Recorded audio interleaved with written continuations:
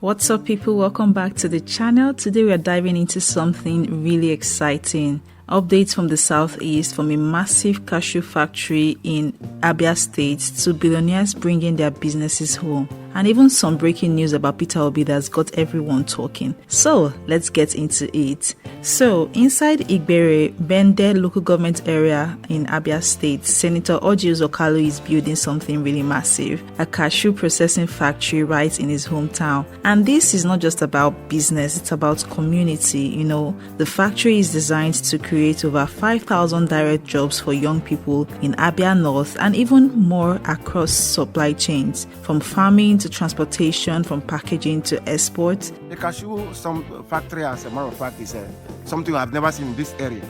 You know, it's in Lagos and other areas we see, but today it's down home. And people, even sweepers and cleaners will be employed. If we talk about those in the factory that do factory jobs, the minor factory job will be employed by the villagers. Those who also went to school about that kind of a thing will also be employed in the factory. So it's a nice thing he has done.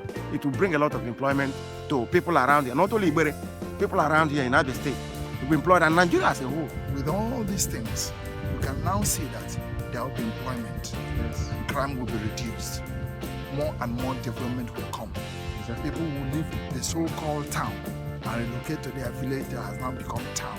And this is what we're praying. We ask that God will help him. Amen. God will bless him. Amen. God will sustain him. Amen. And give him longer and healthier life. For me, I came on the spot assessment for cashew nut processing plant to make sure that the Chinese have done what they said they would do.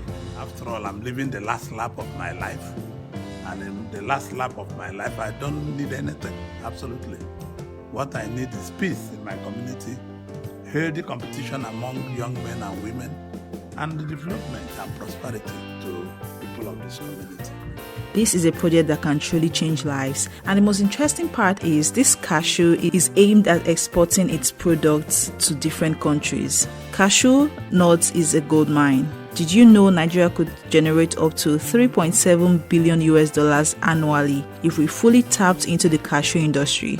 That's huge foreign exchange, jobs, and real development. The factory already has cutting, shelling, roasting, and peeling lines installed. The raw materials are ready, and very soon the first set of cashew products will roll out. And here's another kicker: it's not just about roasted cashew. The future plan includes cashew milk, cashew butter, and even skincare products. This is the kind of value addition that keeps wealth at home instead of shipping raw products abroad. Say what you want about politics, but bringing businesses home is what truly spurs development in Igbo land. And Orji Kalu is not the only one. Across Nigeria, Igbo entrepreneurs are rewriting the script. Take for instance, Tony Ezenna, founder of Orange Drugs Limited. From humble beginnings in Imo State, Tony built Orange Drugs into one of the biggest pharmaceutical and personal care companies in West Africa. We are talking Procode, Mixer Grip, Delta Soap, household names. These are not just products, they are jobs, industries, and proof that homegrown businesses can compete with the best. And this is the kind of story we need more of. Igbo men and women bringing investment home, creating factories, and building opportunities in their communities. Meanwhile, one name that never leaves the conversation is Peter Obi. Unlike many politicians who enrich themselves, Obi has always invested directly in people. Boreholes, schools, community projects, regardless of religion or region. He once said, "Under my government, Nigerians will be proud of our green passport. The passports will be respected across the world." And that's the kind of vision Nigerians are hungry for, a leader who unites and not divides.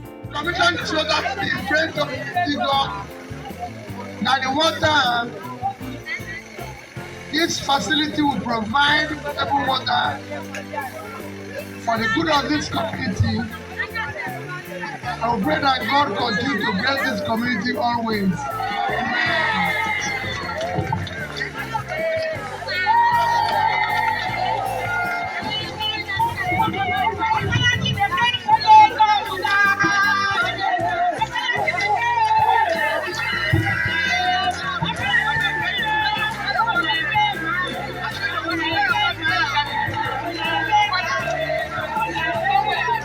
But here's the twist. Just recently, during the Maulud Nabi celebrations in Kaduna.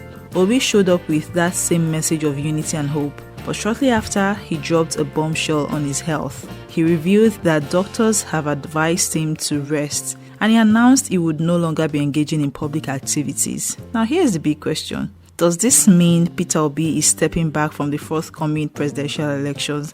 Is he indirectly telling Nigerians he won't contest again? Anyways, we don't know that yet, but the timing, the message, and the silence around it has left people buzzing. I mean, what do you think? Do you think Obi is really stepping back? And can projects like Kalu's Cashew factory truly spark the economic revolution we need in Igbo land? Drop your thoughts in the comments. His Excellency Peter Obi. Peter Obi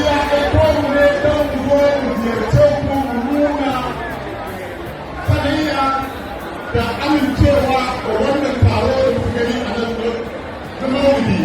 Ba mu taɓa ganin wannan taro ba irin cikar da aka yi a wannan taro. Ba mu taɓa ganin irin wannan taro ba. Saboda ba aka yi saboda annabi Muhammad sallallahu alaihi wa sallam.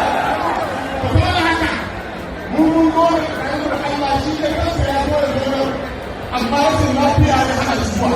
Amma ina tabbatar muku Peter Obi zai halarci wannan taro insha Allah shekara mai zuwa insha Allah.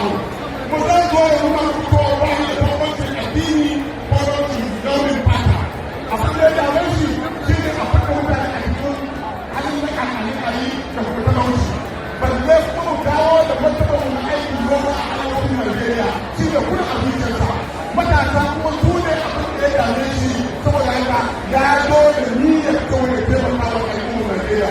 Mu kuma mun zo da dukiya ɗaya. Allah ya taimaka da saboda Muhammad sallallahu alaihi wa sallam. Jama'a mun gode.